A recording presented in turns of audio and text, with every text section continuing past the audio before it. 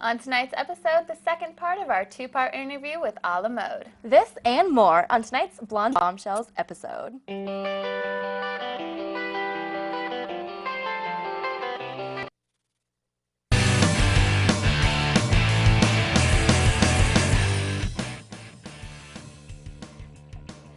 Welcome to Music Fusion Fridays right here on KBVR. I'm Maya Holmes. And I'm Brittany Wooten. And we're the Blonde Bombshells. Here to give you your weekly music news.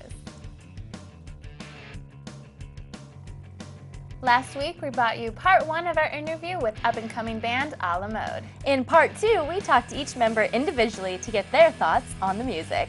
Without further ado, a la mode. Hi, my name's Chris Riedel. I'm the bass player for a la mode. A little bit about me, I started playing music when I was 5 years old. My mother put me into a group. It was a choral group of a bunch of little youngsters singing show tunes. Our first gig was at the Huckleberry Festival in a small town in Washington, in front of a bunch of hillbilly folk sharing their wildwood trades out there, and we performed a bunch of show tunes, and it was super good time and really got me started on my path. I then took piano lessons from 7 years old until I was 11, which I harshly gave up, you know. Didn't pick up anything else again until I was about 15 years old when I walked into my brother's room and picked up his guitar. It was a bright red Yamaha slasher, like metal guitar, and he used to play a lot of punk rock and really liked Nirvana, so I grabbed his CD, Nevermind by Nirvana with the naked baby on it, and just locked myself in a room for a week. Learned every single Kurt Cobain lick I could try to learn. And after that, it just kind of kept rolling. I would grab other CDs that I liked. I listened to a lot of like 90s Chili Peppers, a lot of John Frusciante and Hillel Slavik, that really like dirty grunge funk guitar. Really got into that for a while. My first professional gig playing music was in the lounge of the Columbia Gorge Hotel, where I met the pianist, Brian Lloyd, and he played a lot of like top 40s songs, and he just let me come in and, you know, kind of doodle over what he had, and, you know, I messed up a lot. I would play over when he was singing, and, you know, he would get really mad at me, but that's kind of how I learned, you know, how to play with a little bit of dynamics and play within a music compilation. But yeah, then I moved to Portland and started, you know, meeting other people and trying to play out in bars and just doing it as much as possible. I met Brian, the piano player in a la mode, in a business class actually, and then 2 years later found him playing jazz piano in a cafe, and we got together, and that was that. We just kind of started writing music, and, you know, soon after that we got Jeff and Ryan into the group, and now we're making some really cool projects. Hi, my name is Jeff. I'm a member of a la mode. I play guitar and I sing backup vocals. I'm here to talk about the history of my musical experience, and began at a young age. I was introduced to singing in church and at school, and in the early grades of elementary school I learned how to play guitar and did a lot of singing with that. And as I moved through school, I participated in a boys chorus in Tucson, Arizona, which is where I grew up. And I was lucky enough to travel around the country and go overseas to Africa, and then travel into Canada and Mexico, and we would go on month-long tours and perform as a professional ensemble. And that was really a great experience, and it helped me realize that music was something that I wanted to pursue for the rest of my life. And besides singing, when I was about around the age of 8, I got my own guitar after I'd learned how to play, and I really enjoyed that instrument because it gave me something to accompany my voice with.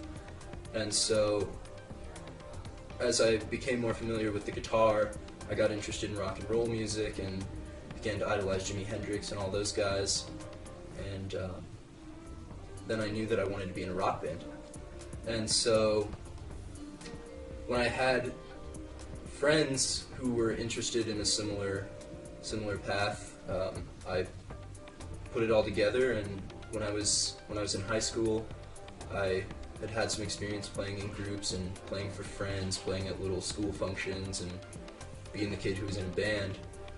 And by my senior year in high school, I was playing with a group that was a 7-piece ska band, and we had a 4-part horn section. We played shows around town a lot, and that was really fun. We were called Monterey, and that was a great time, and I was able to get studio experience, live performing experience, and gain sort of a network with other musicians in town. And then after spending time in high school singing in the choral ensembles and playing in the marching band, and doing all that stuff, I decided that I wanted to go study music at a university, and so I came up here to Portland, Oregon. And through the university, I met Chris, and Chris and I played some music together. I accompanied him on drums while he played guitar, and his friend Duncan played bass, and we played a show and learned some songs together, and that was really, really fun times. And then this year when I came back after summer vacation, came back to school for the second year, Chris had put this music project together with Ryan and Brian, and they needed a guitarist, and they also wanted to have strong vocal presence. So Chris asked me if I could help him out, and I said that I would be happy to do so. So we put it all together and recorded a demo, and here we are now in the studio trying to get a whole album recorded. So yeah, I mean, I'm happy to be where I am now, and has a lot to do with the path that I took as a musician, and being exposed as a child and being surrounded by it, and having parents who were willing to let me pursue music as a hobby and as a profession as well. So yeah, I hope you enjoy. Okay. Well, I got my start playing drums when I was 18, and I basically went and looked up a drum set on Craigslist while my parents were out of town, or not out of town, but they were out for the day. And I drove out to Downey. I grew up in Southern California, so I drove out to Downey, and I bought this drum set off a dude who had to support a drug habit, because he sold me this thing for so cheap. And I set it up in my garage, so when my parents came home, they found out I had a drum set, which wasn't very cool for them. So I started playing drums really loud, and eventually I got banned from the house, and ultimately kicked out. And then I couldn't play drums or anything for a long time because you can't set them up in apartments anywhere. Everyone complains. I mean, I even got in some pretty weird altercations with my neighbors over drums, which could be a whole nother interview. But yeah, basically I had no drums and no outlet for anything, and I started playing around on the piano for a little bit, and just kind of making noise, seeing what I could come up with. I didn't take lessons or anything, and but when I was playing with people, I was still playing drums, because we'd have lockout spaces and different things, and I could still play drums with people. But then I started meeting better drummers than me, and everyone was just so much better, you know, and I was like, man, I gotta get out of this game. I'm not gonna make it. Everyone's so much better than me, and still that way with piano now too, but I'm working on it. So I started playing piano with people more and more, and people seem to be more interested in me as a keyboard player. You know, they're seeing where I was, there was less competition for gigs with keyboard players than there was with drummers. You know, a million drummers, a couple of keyboard players. And so I started playing with this band, Dolphin City, who are actually still around and doing all right for themselves in LA. But I wasn't really happy with them, and I decided that I wanted to go to school. So I moved to LA looking for a school, and there was nothing there that I really wanted to go to or could afford to go to.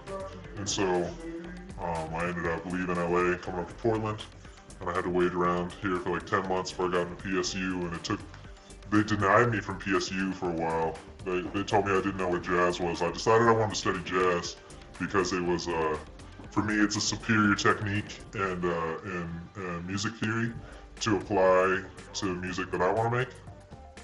And they denied me. They told me I should find another major, And then they told me I didn't know what jazz was. And then they told me I should take lessons for a year.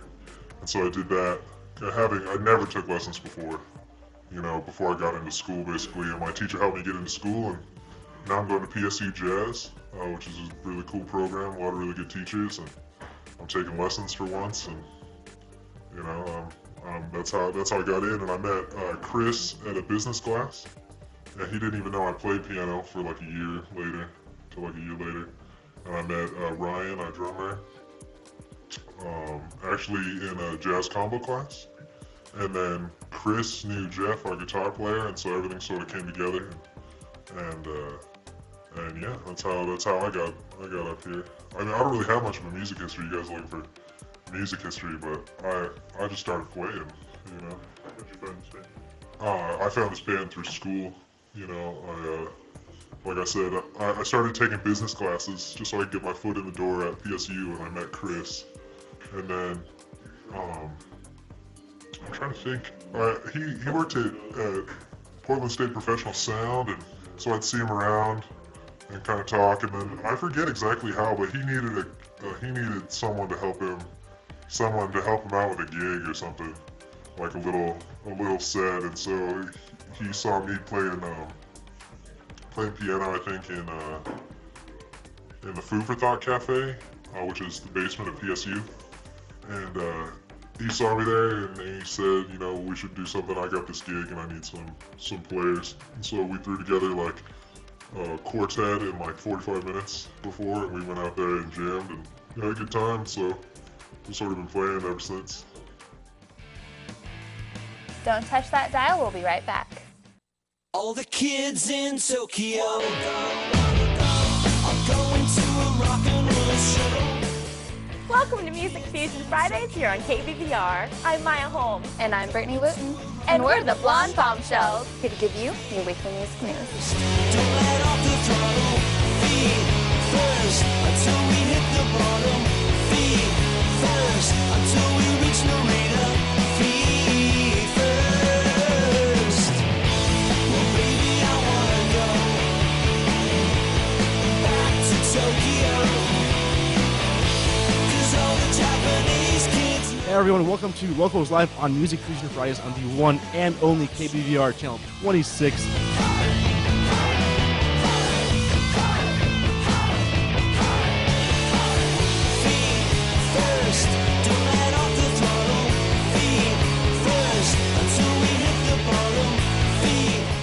So you can't save money? That's easy as pie. Brown bagging lunch instead of going out. $6 save times 5 days a week times 10 years is $21,000. That's a lot of lettuce. Small changes today, big bucks tomorrow. Feedthepig.org. I'm Jeremy Call, and I made suction tires.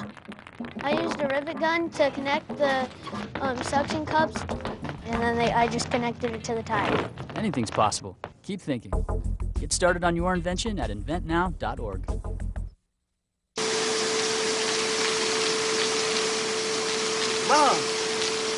Mom!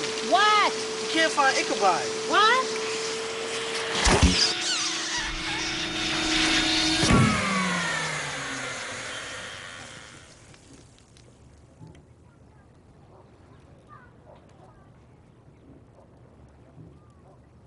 You don't have to be perfect to be a perfect parent.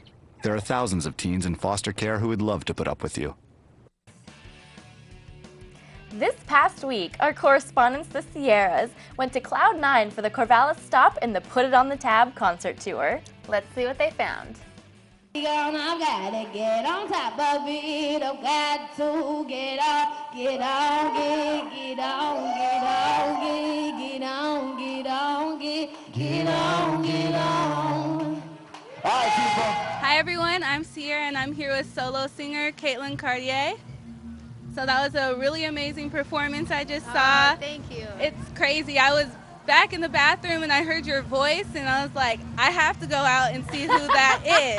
I was determined, and so you did an awesome job. Thank you so much. Thank you so much. I'm so glad to be in Corvallis. Like, I can't say that we've had a better show besides Tracy, California. The other shows on the tour have been, I mean, there's been people there, but like this tonight was just like, I had a lot of family in the house. I have a lot of friends out here, and they all came out in droves. I mean, I was just so excited to be here tonight. And J-Tab put on a great show tonight. And I vibed off his energy and the DJ's energy. We got DJ Project out here and put it on the Tab tour. You know, we're on the last leg of our tour, and we're pushing hard. We're pushing hard for sure. That's great. So you have a lot of support. Yeah, we do. We definitely have a lot of support. We get a lot of support. And if we don't have the support, we're gaining it steadily. Like, we come and we just tear it down. We tear it down every time. The house is dancing. JT's music is just a perfect blend with mine I mean, I couldn't be more happy to be on this tour. It's just such an honor, for sure, for sure. Well, I'm a supporter now, just so you know. Hey, Caitlin Cartier, Infinity. It's out. Get it, get it, get it. CaitlinCartier.com, ReverbNation.com/Caitlin Cartier, Facebook.com/Caitlin Cartier, Twitter.com/Caitlin Cartier. It's all Caitlin Cartier. You can find me. Google me, baby. Now, with your name, where did that come from? It actually, Cartier, it came from the jewelry company, you know, Cartier Jewelry, and I love jewelry. It's all over me. I'm missing a big necklace tonight. I love my necklace. I'm missing it. I may have left it in a hotel room. But it just came from my love of jewelry. It came from the love of the name, Cartier, Caitlin Cartier. It fit me. I just felt like I was searching for something to, like, renew myself. I had been in a prior band, and I didn't think it was, you know, it was time to start over and renew and do something different, and Cartier fit perfectly. So, well, I really like it a lot, and I like your voice. Thank you. Who has been some major influences? Like, what influences you? Influences, definitely SWV, Erykah Badu, Jill Scott. I mean, the list goes on. Aretha Franklin. It goes on. There's a lot of influences, and Whitney Houston. I mean, Whitney Houston was a huge one when I was little. Like, I totally grew up in the 90s, and Whitney Houston was a big, big deal back in the day. And she totally was my drive to become a singer, for sure. Yeah. Well, you have a really strong voice. Thank you. How long have you been singing for? I've been singing my whole life, professionally, and working as an artist, being paid for about 2 to 3 years. And I met a lot of wonderful people. I just opened for Belle Biv DeVoe in February, which is an old 80s group. Belle Biv DeVoe, That Girl Is Poison. SWV, John B, I'll Be Sure. That was a huge concert to open up for. So I feel like we're making big moves. I feel like we're making making headway, for sure. Now, are you trying to go mainstream? Is that your goal with your career? I think it just depends on your definition of mainstream. If your definition of mainstream is top 40 radio, then yes and no. I mean, top 40 radio is what it is. It's very poppy, and I feel like I couldn't really express my true art through top 40 radio. But it would be it's a goal of mine, for sure, to hit top 40. I mean, no doubt. But mainstream-wise, like, I'd like to stay doing these intimate crowds. I'd love to do big shows all my life. I mean, it's fun, but I did an intimate show with Belle Biv DeVoe, and it's 3,200 people. I mean, you really don't get the intimacy. You don't get to look into people's eyes, and you don't get to dance with them and have a good time. And I think that it's the fan base and the following is stronger as an underground artist, and everybody wants to be a sellout, which is what that's called. But I just don't. I would love to sell out, no doubt. Sell me out. Let's do it. You know what I mean? I love to make music, and this is what I do. I want to do it and get paid for it. So this is how we do it. This is how it goes. That's great. Okay, so your fans, you said they can follow you on Facebook, Twitter, Reverb Nation. You can find me at CaitlinCartier.com. You can find me all over the place. I got lots of articles on the internet. You can look it up. Google me. Okay, that's all I have for you right now. Caitlin Cartier. Thank you, Sierra. It's nice to meet you. Cloud9, what's up? Big shout out to Cloud. Big shout out to J Tablet, DJ Project. We're out here, Sierra. And, I really appreciate being on here with you guys. Have a great night. Shouts to all my fans in the parking lot. What up, what up? Yeah! I'll see you guys soon. Have a good one. Okay, thank you. We'll be right back with the interview with J Tablet himself, so stick around.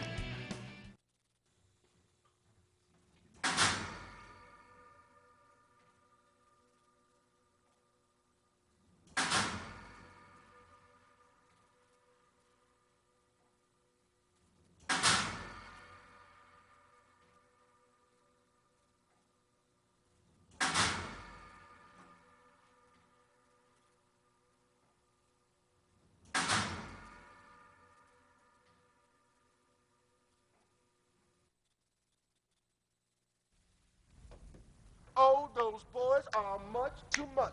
Those boys are much too much. We got the spirit. We're hot. We can't be stopped. We got the spirit. We're hot. We can't be stopped. We're going to beat them and bust them. Beat them. The smallest moments can have the biggest impact on a child's life. Let's get a little bit rowdy. R-O-W-D-Y. Take time to be a One dad more today. time. All those boys are much too much. Those boys. Thanks. You believe this guy? Are you trying to start a wildfire?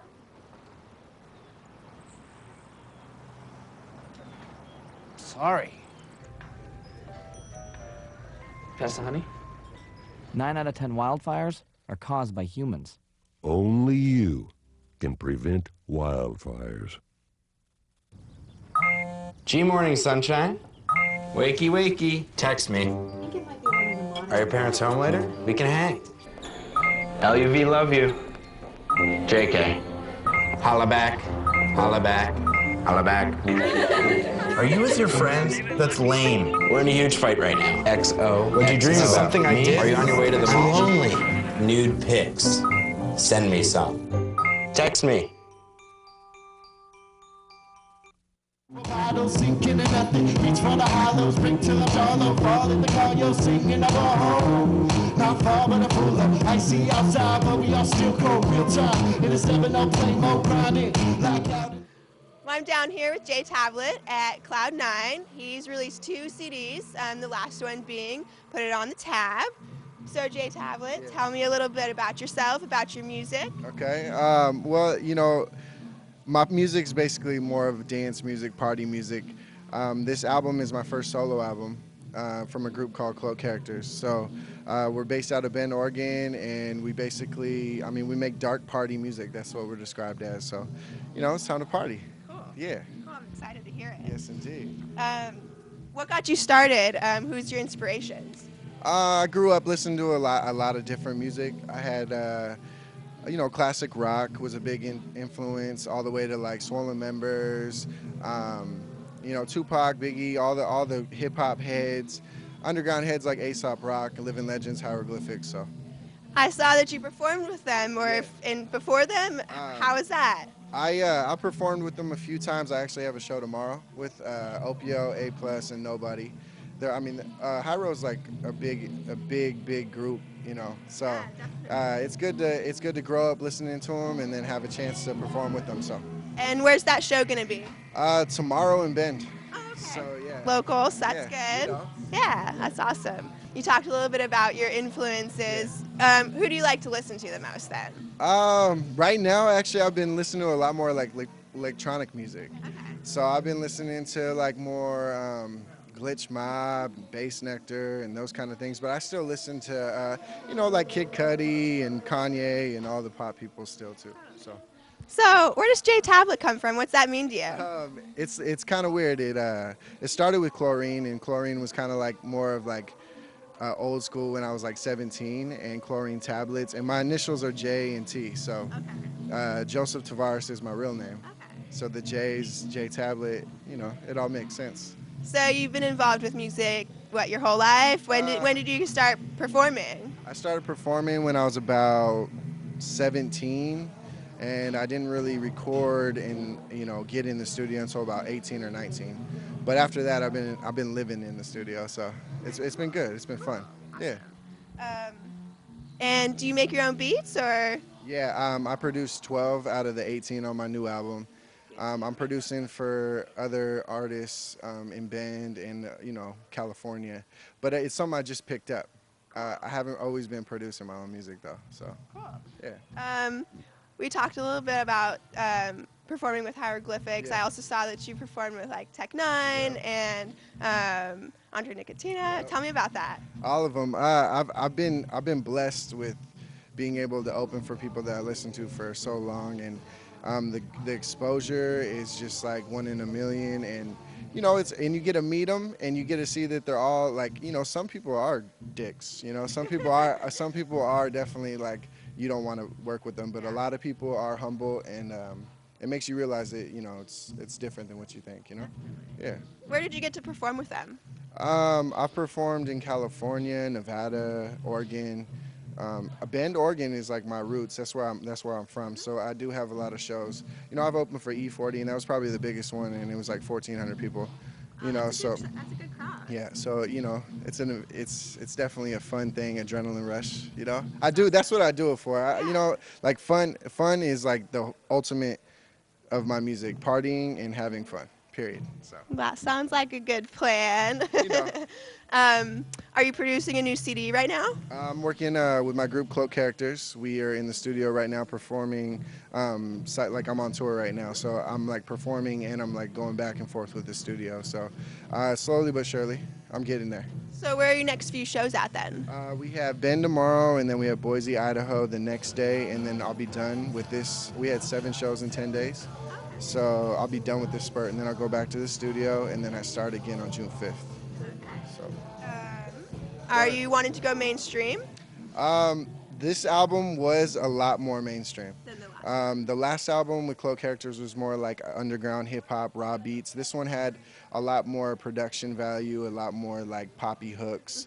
And if you guys watch the show, you'll see that there's like a lot of like I used the same formula as pop. So yeah. Well, I really look forward to listening to your show. Yeah. Where can we get a hold of you? What's your website? Cloakcharacters.com is the main one I'm on. Basically, if you Google J Tablet, everything is /J Tablet. So you can have Facebook /J Tablet, Twitter /J Tablet, MySpace / I mean everything. Reverb Nation, CD Baby, iTunes. I mean the full deal. So you're going to find him no matter what. Search J Tablet. Yeah. And thank you so much for talking with me. I really enjoyed meeting you. I look forward to your show. Thank you, Peeps.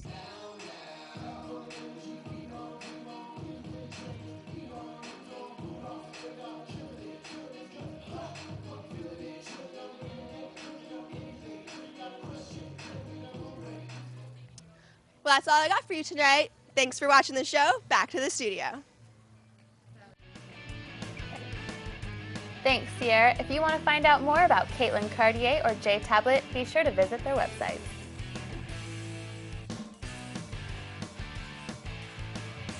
Next week, big changes are happening to the world of the blonde Bombshells. Until then, stay tuned for music videos and a new episode of Locals Live. See you next week!